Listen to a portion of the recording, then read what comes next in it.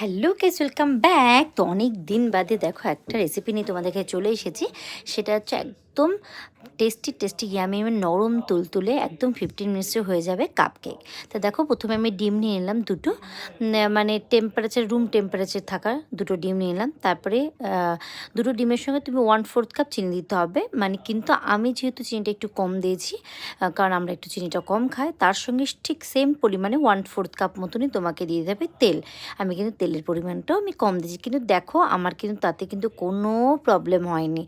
আমি একটু যেহেতু তেল একটু চিনি এগুলো কম দিই, তাই জন্য আমি সেরকমভাবেই আমি তোমাদের বলে দিলাম, একটু কম দিয়েছি আমি।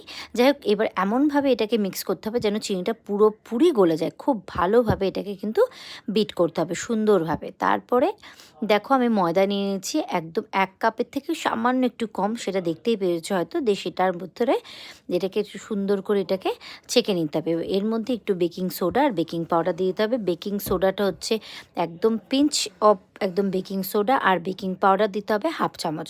আর তার মধ্যে এটাকে একটু ভ্যানিলা এসেন্স দিয়ে দিতে হবে কয়েক ড্রপ, দিয়ে এটা খুব ভালোভাবে নেড়ে নিতে হবে।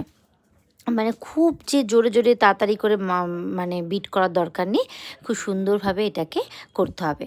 মানে একই পোর্শনে তোমরা এরকমভাবে বিট করে নেবে। তারপরে এবার আমি যেহেতু এটা ফার্স্ট টাইম আমি কাপে বানাচ্ছি, আমি সবসময় মাইক্রোওভেনেই বানাই, এইটা আমি ফার্স্ট টাইম কাপে এবং গ্যাসে বানাবো, সেটা তোমাদেরকে আমি শেয়ার করছি। ভাবলাম আমি করছি তো তোমাদেরকেও শেয়ার করি। তো কাপে বানাচ্ছি, কাপের মধ্যে প্রথমে একটু অয়েল ব্রাশ করে নিলাম সামান্য, তার মধ্যে একদম 1/2 কাপ করে আমি দিয়ে দিলাম ওই আমার ব্যাটারটা। এবার ব্যাটারটার উপরে কি করব, আমি একটু করে টুটি ফুটি দিয়ে দিয়েছিলাম, একটু মানে ওটা কিন্তু উপর দিয়ে দেখতে ভালো লাগার জন্য জাস্ট দিয়েছি। তারপরে একটা সুন্দর করে একটা বড় কড়াই নিয়ে নিয়েছি, তার মধ্যে আমি কিন্তু এটা দিয়ে দিলাম, দিয়ে একদম লো ফ্লেমে আমি একদম দিয়ে দিয়েছি এটাকে 15 মিনিটসের মধ্যে। এটা কিন্তু আমার ডান হয়ে গেছে।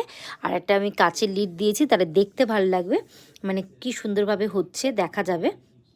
এই হিসাবে আমার কাচের লিডটা দিয়েছি। আর ওই যেই একটা কোনো ফুটো থাকলে পরে সেখানে তোমরা একটা লবঙ্গ হোক, কোনো কাগজ পেপার দিয়ে হোক সেটাকে দিয়ে দেবে, নাহলে পুরো ভাপটা ভেতরে ঢুকে যায়, তখন দেখাও যাবে না, ভালোভাবে হবে না।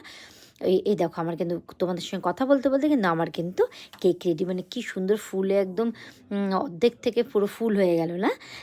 এবার তোমাদেরকে আমি বের করে দেখাচ্ছি যে কতটা নরম, কতটা তুলতুলে, এবং ফার্স্ট টাইম বানিয়েছি। এবং তোমরা যে কোনো টাইমে স্কুলে টিফিনের জন্য বাচ্চাদেরকে বা বিকেলে স্ন্যাক্সের জন্য এটা বানিয়ে দিতে পারো। নরম তুলতুলে একদম কাপকেক রেডি হয়ে যাবে।